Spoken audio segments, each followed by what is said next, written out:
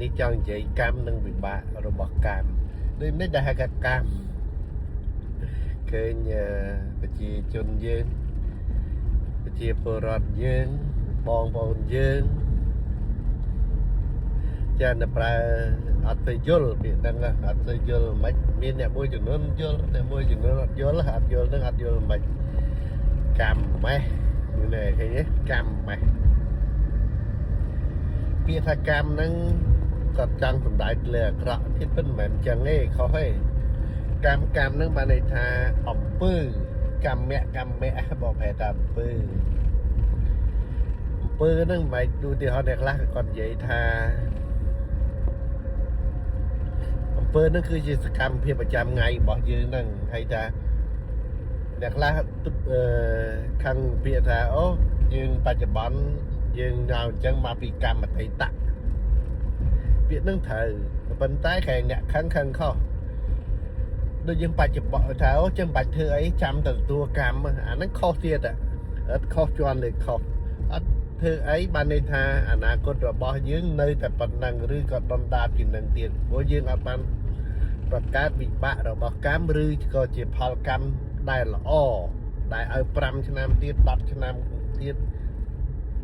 យើងគ្រួសារយើងខ្លាយជាមនុស្សដែលមានសមត្ថភាពដែលមានសេចក្តីសុខតែសบายអញ្ចឹងណាបើយើងអត់បានដាំពូជអីហ្នឹងពិបាកឧទាហរណ៍ថានៅចកាយើងមានដីស្រែយើងមានចកាយើងចង់បានផ្លែស្វាយបើយើង5ឆ្នាំទៀតចង់ហូបស្វាយយើងអត់ដាំពីឥឡូវផងហ្នឹងហើយធ្វើមិនបានស្វាយបើយើងចង់បានផ្លែចឹងបានថាម៉េចយើងបង្កើតទៅ15ឆ្នាំទៀតយើងកលែងមើលអតីតកាលយើងអាហ្នឹងបានថាកម្មអតីតបើយើងកលែងមើលក្រោយឃើញថា5ឧទាហរណ៍ឥឡូវ2026 5ឆ្នាំទៀត2036ចឹងឧទាហរណ៍ឆ្នាំ2036យើងមកកលែងមកមើលក្រោយវិញយើងអត់ធ្វើអីសោះលទ្ធផល2031ក៏យើងអត់បានដើមស្វាយនឹងហូបដែរផ្លែស្វាយនឹងហូបដែរក៏ប៉ុន្តែបើសិនជាយើងដាំផ្លែស្វាយចាប់ពីឥឡូវទៅ5ឆ្នាំក្រោយយើងនឹងបានផ្លែស្វាយហូបហើយអញ្ចឹងណាអានឹងឲ្យបានន័យថាមិនបានន័យថាយើងទទួលផលដូចបច្ចុប្បន្ននេះយើងស្ថានភាពយើងបែបហ្នឹងមកពីអតីតរបស់យើងសកម្មភាពតែគេហៅថាបញ្ញតកម្មអតីតហ្នឹងបានថាសកម្មភាពអតីតកាលរបស់យើងហ្នឹងដើរខុសដើរត្រូវដើរខុសដើរត្រូវអញ្ចឹងណាចុះឡើងបានមកដល់ដូចចាប់ថ្ងៃហ្នឹងយើងអត់និយាយច្រើនជាតិទេ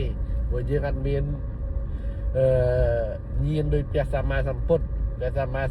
មានសព្វយុត្តញៀនអញ្ចឹងដឹងពីអតីតដឹងពីអនាគតតែយើងអត់ទេយើងអត់ក៏យើងចេះឆ្លោះបញ្ចាំងជីវិតរបស់យើងតាំងពីកើតមកដឹងក្តីមកធ្វើអីខ្លះហេតុអីបានស្ថានភាពទៅបែបហ្នឹងហើយចង់ឲ្យ5ឆ្នាំទៀតផ្លាស់ប្ដូរជាងយើងសាងកម្មអីដើម្បីឲ្យបាន5ឆ្នាំទៀតយើងនឹងទទួលផលពេល5ឆ្នាំទៀតបានន័យថាយើងកលែងមើលក្រោយបានថាអូដោយសារយើងបានផ្លែស្វាយដោយសារយើងដាំដើមស្វាយហើយយល់អាហ្នឹងកុំសូវប្រើខុសកម្មហ្នឹងអំពើដែលយើងធ្វើប្រចាំថ្ងៃតន